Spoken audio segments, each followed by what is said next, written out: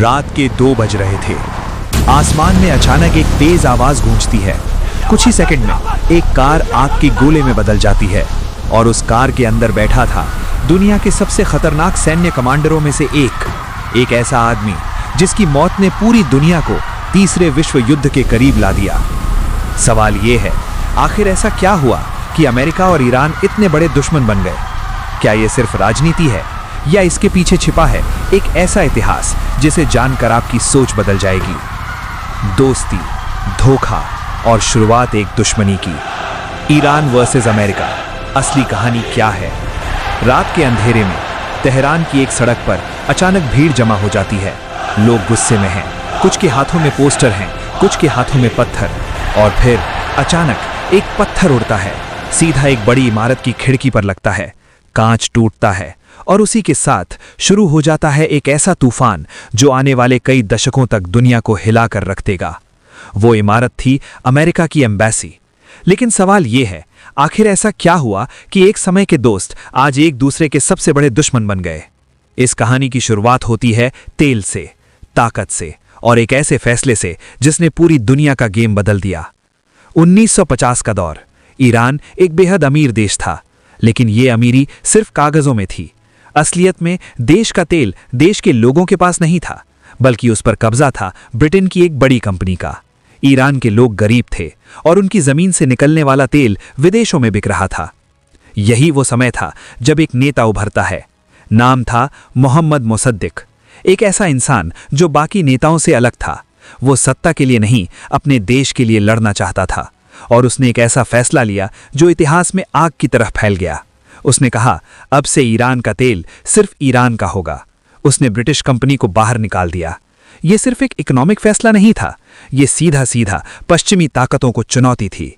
और यही वो पल था जब अमेरिका और ब्रिटेन ने तय कर लिया, इस आदमी को हटाना होगा। शुरू होता है एक खतरनाक खेल। कोई युद्ध नहीं, कोई खुली लड़ाई नहीं, सब कुछ पर्दे के पीछे। CIA यानी अमेरिका की सबसे ताकतवर खुफिया एजेंसी और ब्रिटेन की इंटेलिजेंस दोनों मिलकर बनाते हैं एक प्लान। नाम दिया जाता है ऑपरेशन एजैक्स। एक ऐसा ऑपरेशन जिसका मकसद था एक लोकतांत्रिक सरकार को गिराना और अपनी पसंद का शासक बैठाना। तेहरान की सड़कों पर अचानक अजीब चीजें होने लगती हैं। अखबारों में झूठी खबरें छपने लगती हैं। लोगों को पैसे देकर विरोध कराया जाता है, हंगामे कराए जाते हैं। धीरे धीरे देश में केओस फैलने लगता है। और फिर एक दिन मोसद्दिक की सरकार गिरा दी जाती है। उसे गिरफ्तार कर लिया जाता है और सत्ता में लाया जाता है शाह ऑफ ईरान, एक ऐसा राजा जो पूरी तरह अमेरिका के समर्थन में था। शुरुआत में सब कुछ ठीक लगता है। शाह मॉडर्नाइजेशन लाता है, नई रोड्स, बिल्डिंग्स, डेवलपमेंट। लेकिन इस डेवलपमेंट की एक कीमत थी और वो कीमत चुकानी पड़ती है आम लोगों को। शाह की सरकार में आज़ादी धीरे धीरे खत्म होने लगती है। जो भी उसके खिलाफ बोलता उसे उठा लिया जाता। एक सीक्रेट पुलिस बनाई जाती है, सवाक, जिसका काम था लोगों को डराना, टॉर्चर करना और विरोध की हर आवाज को दबा देना। लोग अब डर में जी रहे थे। लेकिन डर कभी हमेशा के लिए नहीं रहता। वो धीरे धीरे गुस्से में बदल जाता है। 1970 का दशक आते आते ईरान की सड़कों पर एक अजीब सन्नाटा था। ऊपर से सब कुछ नॉर्मल दिखता था, लेकिन अंदर ही अंदर एक तूफान तैयार हो रहा था। लोग अब सवाल पूछने लगे थे, हमारे देश पर हमारा हक क्यों नहीं? हमारी आवाज क्यों दबाई जा रही है? और इसी बीच एक नाम धीरे धीरे लोगों के बीच फैलने लगता है। एक ऐसा नाम जो आने वाले समय में पूरी दुनिया को हिला देगा। आयतुल्लाह खुमैनी, एक धार्मिक नेता जिसे शाह ने देश से निकाल दिया था। लेकिन वो भले ही ईरान से दूर था, लेकिन लोगों के दिलों में वो हर दिन और मजबूत होता जा रहा था। उसके स्पीचेस छुप छुप कर ईरान में पहुंचते, लोग उन्हें सुनते और उनके अंदर एक नई आग जल उठती। और फिर 1979, वो साल जिसने सब कुछ बदल दिया। तेहरान की सड़कों पर लाखों लोग उतर आते हैं। कोई हथियार नहीं, लेकिन दिल में गुस्सा और आंखों में आजादी का सपना। शाह को हटाओ, आजादी चाहिए। यह सिर्फ प्रोटेस्ट नहीं था, ये एक रेवोल्यूशन था। शाह, जो कभी खुद को अजेय समझता था, अब डर चुका था। और एक दिन वो ईरान छोड़कर भाग जाता है। देश में जश्न था, लोग सोच रहे थे अब सब कुछ बदल जाएगा, अब उन्हें आज़ादी मिलेगी। लेकिन उन्हें नहीं पता था कि असली कहानी अब शुरू होने वाली थी। कुछ ही दिनों बाद एक विमान तेहरान एयरपोर्ट पर उतरता है। लाखों लोग उसका इंतजार कर रहे होते हैं और उस विमान से उतरता है वही इंसान जिसका नाम अब हर जुबान पर था, आयतुल्लाह खुमैनी। खुमैनी के आते ही ईरान ऑफिशियली एक इस्लामिक रिपब्लिक बन जाता है। अब देश का सिस्टम पूरी तरह बदल चुका था, लेकिन एक चीज नहीं बदली थी और वो थी अमेरिका के खिलाफ नफरत। लोग अब भी गुस्से में थे क्योंकि उन्हें लगता था कि उनके देश की बर्बादी के पीछे सबसे बड़ा हाथ अमेरिका का है, और यही गुस्सा जल्द ही एक ऐसी घटना में बदलने वाला था जो दुनिया के इतिहास में दर्ज हो गया। नवंबर 1979, कुछ छात्र तेहरान में अमेरिका की एम्बेसी के बाहर जमा होते हैं। शुरुआत में यह सिर्फ एक प्रोटेस्ट लगता है, लेकिन अचानक भीड़ गेट तोड़ देती है, लोग अंदर घुस जाते हैं और फिर जो होता है वो पूरी दुनिया को शॉक कर देता है। 52 अमेरिकन नागरिकों को बंधक बना लिया जाता है। एम्बेसी अब एक बैटलफील्ड बन चुकी थी। दुनिया भर के न्यूज़ चैनल्स बस एक ही खबर दिखा रहे थे, Iran has taken American hostages. America, जो खुद को दुनिया की सबसे ताकतवर कंट्री मानता था, वो कुछ नहीं कर पा रहा था। दिन गुजरते गए, हफ्ते, महीने, और ये क्राइसिस चलता रहा। 1 दिन, 10 दिन, 100 दिन, लेकिन ये खत्म नहीं हुआ। 444 दिन, पूरे 444 दिन तक अमेरिका के नागरिक ईरान में बंधक बने रहे। ये सिर्फ एक क्राइसिस नहीं था, ये एक मैसेज था। ईरान दुनिया को दिखाना चाहता था कि अब वो किसी के कंट्रोल में नहीं है। लेकिन इस घटना ने एक ऐसी दरार पैदा कर दी जो आज तक नहीं भरी। अब अमेरिका के लिए ईरान सिर्फ एक देश नहीं था, बल्कि एक दुश्मन बन चुका था, और ईरान के लिए अमेरिका एक ऐसी ताकत थी जिसे हर हाल में रोकना जरूरी था। और यहीं से शुरू होती है एक ऐसी दुश्मनी जो आने वाले सालों में युद्ध, साजिश और खून की कहानी लिखने वाली थी। लेकिन जो आगे होने वाला था वो इससे भी ज्यादा खतरनाक था, क्योंकि अब इस लड़ाई में शामिल होने वाला था एक और देश, एक ऐसा देश जो इस दुश्मनी को और भी खतरनाक बना देगा। आखिर कैसे ईरान और इराक के बीच शुरू हुआ वो युद्ध जिसने लाखों लोगों की जान ले ली, और क्यों अमेरिका ने एक साथ दोनों दुश्मनों के साथ खेल खेला। रात का सन्नाटा, और अचानक आसमान में गूंजती है एक भयानक आवाज। मिसाइलें हवा को चीरते हुए आगे बढ़ रही हैं। कुछ ही पलों में शहरों पर गिरती हैं। घर, अस्पताल, स्कूल, सब कुछ जलने लगता है, और चीखों के बीच एक माँ अपने बच्चे को ढूंढ रही है, लेकिन उसे सिर्फ मलबा मिलता है। ये कोई फिल्म का सीन नहीं है, ये हकीकत है, एक ऐसी जंग की जिसने 8 साल तक 2 देशों को खून में डुबो दिया। और सबसे चौंकाने वाली बात, इस जंग में सिर्फ 2 देश नहीं थे, इसके पीछे एक तीसरी ताकत भी खेल रही थी। एपिसोड 1 में आपने देखा कैसे ईरान में रेवोल्यूशन हुआ, कैसे अमेरिका और ईरान के बीच नफरत की दीवार खड़ी हो गई। लेकिन अब कहानी एक नए मोड़ पर आती है, जहां ये दुश्मनी एक पूरी जंग में बदल जाती है। साल था 1980। ईरान अभी अभी रेवोल्यूशन से निकला था, देश अंदर से कमजोर था, नई सरकार अभी खुद को संभाल ही रही थी। और तभी एक और देश इस मौके का फायदा उठाने के लिए तैयार बैठा था। उस देश का नाम था इराक, और उसका नेता एक ऐसा इंसान जो खुद को मिडल ईस्ट का सबसे बड़ा शासक बनाना चाहता था, सद्दाम हुसैन। सद्दाम को लगा ये सही समय है, ईरान कमजोर है, अगर अभी हमला किया जाए तो जीत आसान होगी।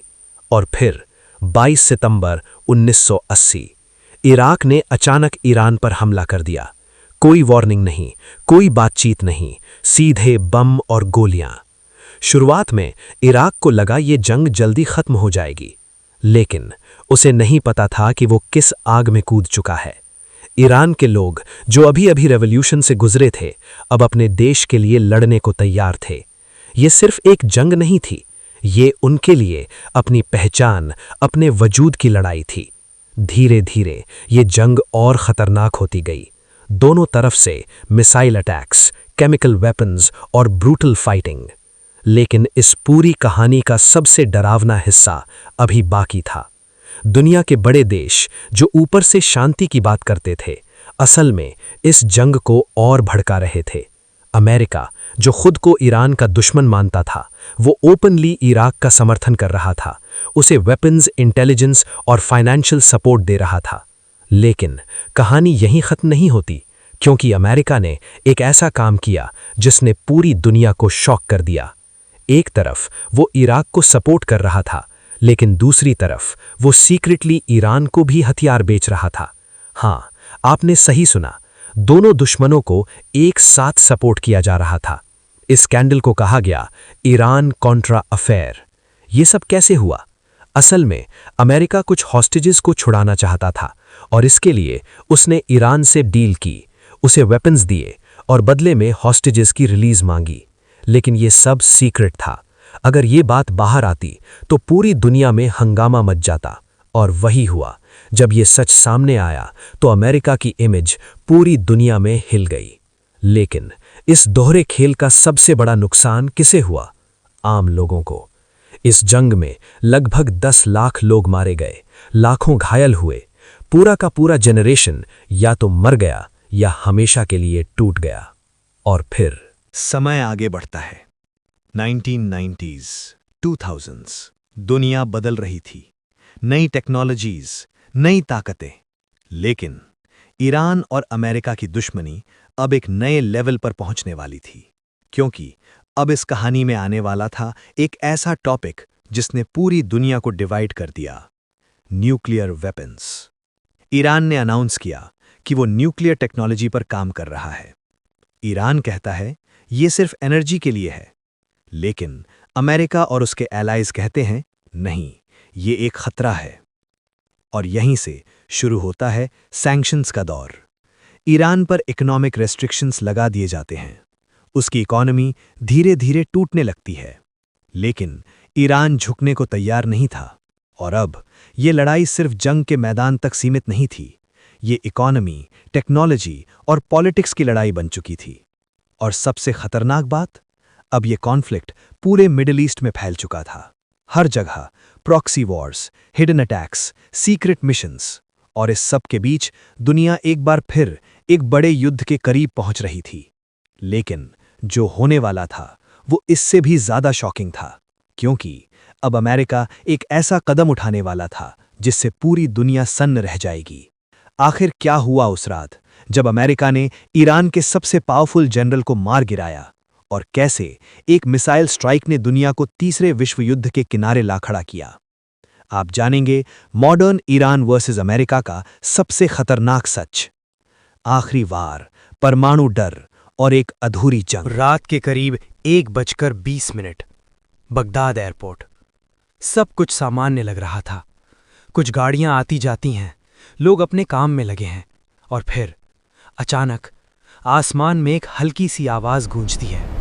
कोई नहीं समझ पाता ये क्या है, लेकिन अगले ही पल एक जबरदस्त धमाका होता है। एक कार आग के गोले में बदल जाती है। चारों तरफ अफरा तफरी मच जाती है, लोग भागने लगते हैं। लेकिन जब धुआं थोड़ा साफ होता है तो जो सच सामने आता है वो पूरी दुनिया को हिला देता है। उस कार में बैठा था ईरान का सबसे ताकतवर मिलिट्री कमांडर, एक ऐसा नाम जिससे मिडिल ईस्ट के कई देश डरते थे, कासिम सुलेमानी। ये सिर्फ एक इंसान की मौत नहीं थी, ये एक मैसेज था, सीधे ईरान के लिए और पूरे वर्ल्ड के लिए। अमेरिका ने ऑफिशियली क्लेम किया कि ये स्ट्राइक उसी ने की है। दुनिया सन्न रह गई, क्योंकि ये पहली बार था जब अमेरिका ने खुलेआम ईरान के इतने बड़े लीडर को टारगेट किया था। लेकिन सवाल यह है, आखिर अमेरिका ने इतना बड़ा रिस्क क्यों लिया? और इसका जवाब समझने के लिए हमें थोड़ा पीछे जाना होगा। 2010 के बाद ईरान और अमेरिका के बीच टेंशन लगातार बढ़ रही थी। ईरान का न्यूक्लियर प्रोग्राम अब दुनिया के लिए सबसे बड़ा मुद्दा बन चुका था। अमेरिका और उसके एलाइज को डर था कि अगर ईरान न्यूक्लियर वेपन्स बना लेता है तो मिडिल ईस्ट का बैलेंस पूरी तरह बिगड़ जाएगा। इस टेंशन को कम करने के लिए 2015 में एक डील होती है जिसे कहा गया joint comprehensive plan of action. इस डील के तहत ईरान अग्री करता है कि वो अपने न्यूक्लियर प्रोग्राम को लिमिट करेगा और बदले में उस पर लगे सैंक्शंस हटा दिए जाएंगे। कुछ समय के लिए ऐसा लगा कि शायद अब सब कुछ ठीक हो जाएगा, लेकिन 2018 एक बार फिर सब कुछ बदल जाता है।